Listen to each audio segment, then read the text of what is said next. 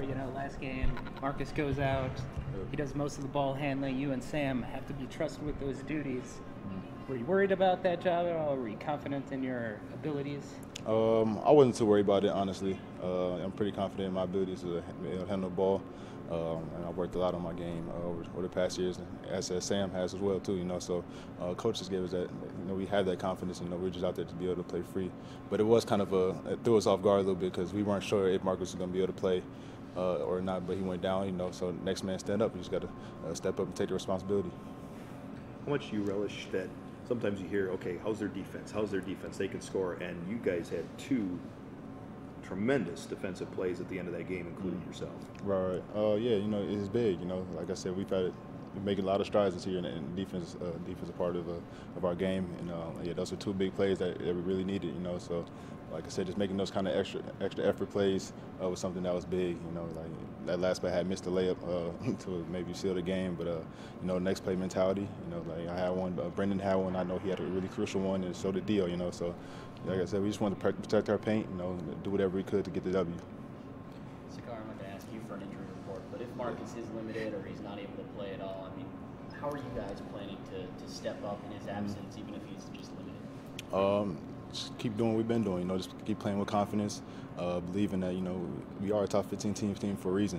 We strengthen the team is our team. Everybody have terrific players that start and come off the bench. So everybody just have to be ready to make those contributions and do what they do to help us get a win. You've had a long stretch of, really nice all-around games. Do you kind of take pride in your role on this team as kind of the glue guy, the kind of guy that does a little bit of everything? Yeah, definitely. First of all, I always start with the defense end, because I know my duty is to stop the best players. So I kind of take pride in that. And I know that's going to help our team put us in a better position to win. And then, just having the all-around game, be able to do whatever my team needs for us to get a W, whether that's playing point guard, distributing the ball that day, defending, or scoring.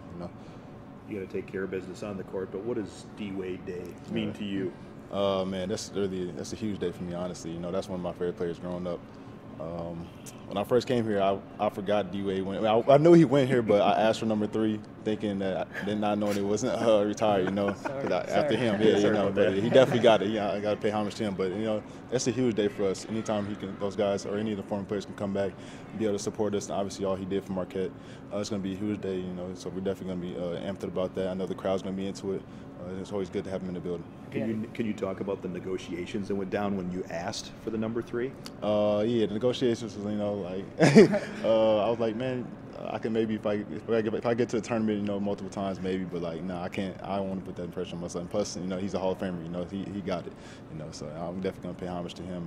With that. So that's why we're number 2. Because I was like one under D Wade. It's closest thing to him. Somebody and Dwyane at the time, somebody had number 1. So I was like number 2 it is. Yeah. I know the focus is going to be on the game for you guys against Providence, but are you guys going to peek out maybe at halftime at all and kind of see what that reception is like for him? No, probably not. We're gonna be locked in. I wish we could. Hopefully see some little clip of it on Instagram or Twitter after the game or something like that. But obviously we're gonna be locked in. I know the tribute to him is gonna be terrific. Hopefully after we get the W, he'll come in the locker room and be able to show our gratitude to him after that. I know you said growing up you were a fan. I assume you were a fan of him when he was in the NBA. Yeah. Do you remember him at all here at Marquette? Honestly, I didn't know he went to Marquette till I didn't know he went to Marquette till was committed here. I think that's when I figured out he went to Marquette. Because when I watched Marquette, I was watching back when DJO and those guys were playing. That's when I really was a fan of Marquette. But yeah, I knew him more when he's a rookie in Miami, things like that. Have you ever met him before? Anytime he's been around? Yeah, I met him. My first time meeting was my freshman year.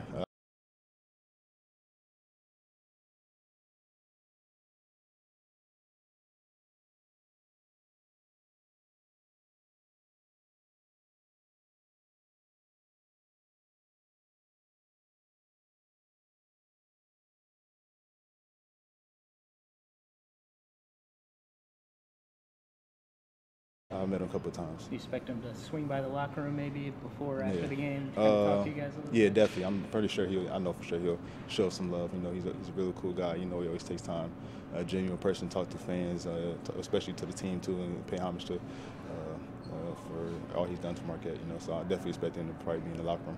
They get a new picture framed. Oh yeah, I definitely gotta get a new picture. Back then my hair was a little shorter, you know.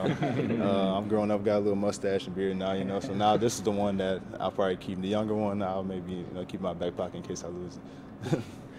Defensively, you've been really good this year. Offensively, you've really stepped up lately. What's kind of led to that development? Like I said, just confidence from my teammates and my coaches. Just keep going. Those guys know that I put in some work, you know. I'm capable to be able to do that at times, you know. So especially when we need people to step up, you know, I know I put that on my shoulders because I'm one of the veterans on the team. I've been playing now for, technically really for 4 years, but I've really been playing for 2 years. But yeah, I'm one of the veterans, you know, so I put that on my shoulders to be able to step up and trying to help the team. Offensively, teams key a lot on Marcus, obviously, when he's healthy. Sam, too, now, and Joey. Right. How do you kind of fit yourself in? Or you played with those guys a couple years now. Do you kind of know how to play off those guys a little bit?